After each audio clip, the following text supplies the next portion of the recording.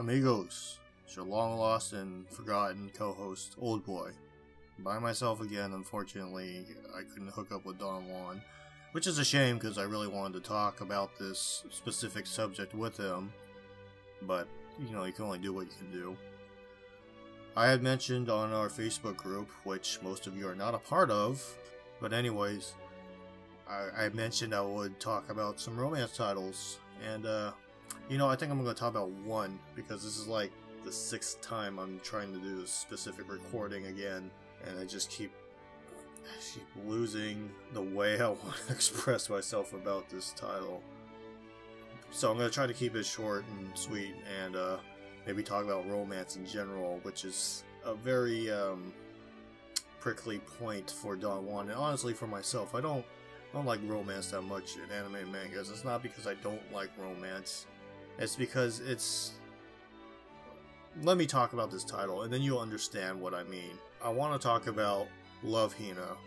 And before you leave, you know, people who actually know what Love Hina is and know about anime and manga, hear me out. I mean, these videos are only like 10 minutes anyways. Just stick around, okay? Might enlighten you or change your perspective or some kind of deep crap like that. Love Hina is, God Christ. It's a good thing that it's just an auto recording, because I don't want you guys to see my face while I'm trying to talk about this. Love Hina is a story that came out in the 90s. It started as a manga. I think it eventually became an anime. It was very wildly popular. There was nothing like it. And it's, in my honest opinion, and to my knowledge, it was like the first harem romance series. And, you know, I read it when I wasn't that knowledgeable about anime and manga, back when I was actually young. I was entertained. You know, I'll come out and honestly say, at that time, I was entertained. Now, I'm not entertained by it.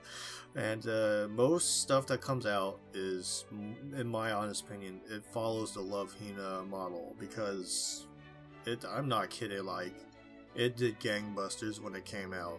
Everybody loved it, especially in North America. It was like one of the titles that came over and just everybody went nuts. And I never really understood that.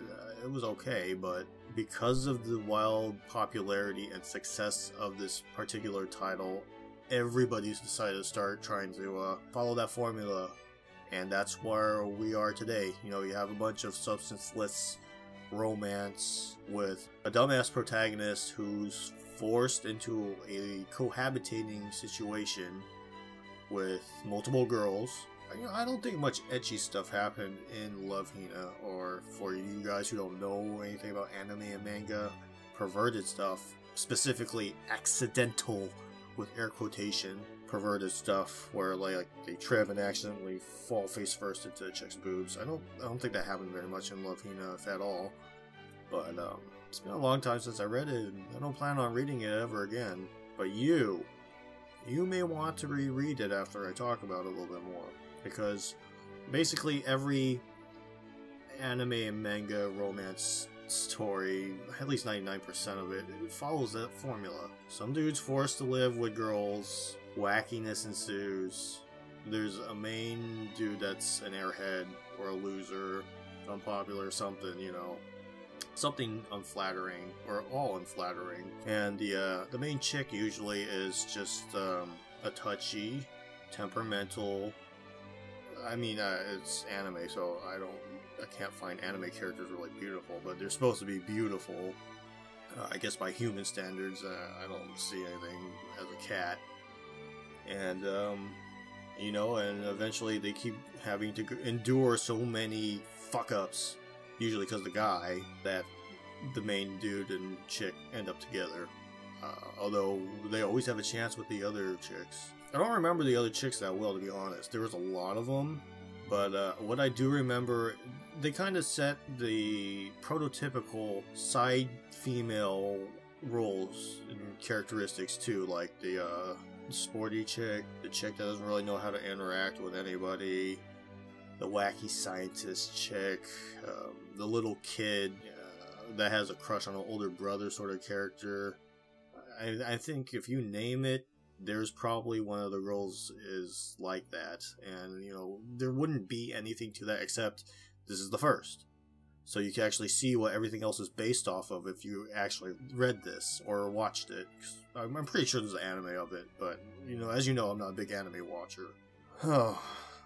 I mean, other than to slake your curiosity, especially if you aren't familiar with anime manga, I would recommend it.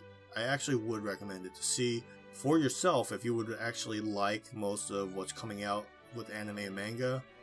If you are more familiar with it, I mean, you might have that curiosity just to see what the first was like, but the artwork's not great, the storyline's not great if you even want to call it a storyline.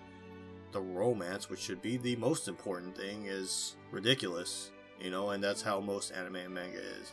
I'll talk about some titles I really like the romance in. This recording is not one of them, though, unfortunately for you. So, that's it for Love Hina. I mean, for me, clown shoes. No contest. It's just gross. But for you, it might either be an acquired taste if you're really curious about that sort of thing, or if you're not familiar, like I said, check it out. It's a great way to see if you're gonna like anime and manga, mostly. I'm not that familiar with that kind of crap because I've already read Love Hina. I don't really need to see any of that other shit. And I guess that brings me to the topic of romance and anime and manga in general. I mean, I've already connected Love Hina to how most of them are modeled after that, and it's boring to me. It's not entertaining, you know, to know, for the most part, exactly everything that's going to happen, or will happen, or won't happen. Besides the fact that it's not... I mean, maybe this is how romance is in Japan, but for me, it's not how it happened. I've had, like, almost 20 girlfriends. I've been with my lady for almost 4 years.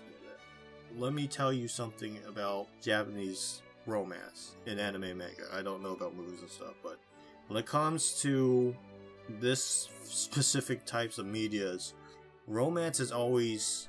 It would be a lot easier if they would just fucking come out and say how they felt.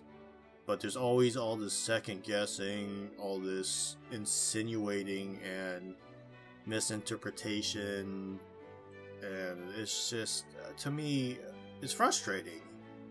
Especially because I'm a very blunt person. If you haven't been able to tell in 2 recordings, I'll just get to the point.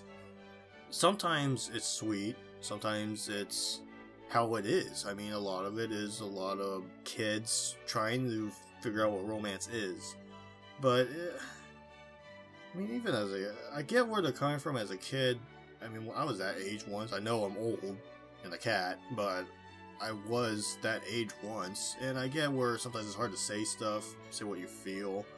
Being dishonest with other people to save their feelings, or being dishonest with yourself is, like, usually the biggest failing in a relationship from my experiences. I've been with my lady for 4 years because we communicate.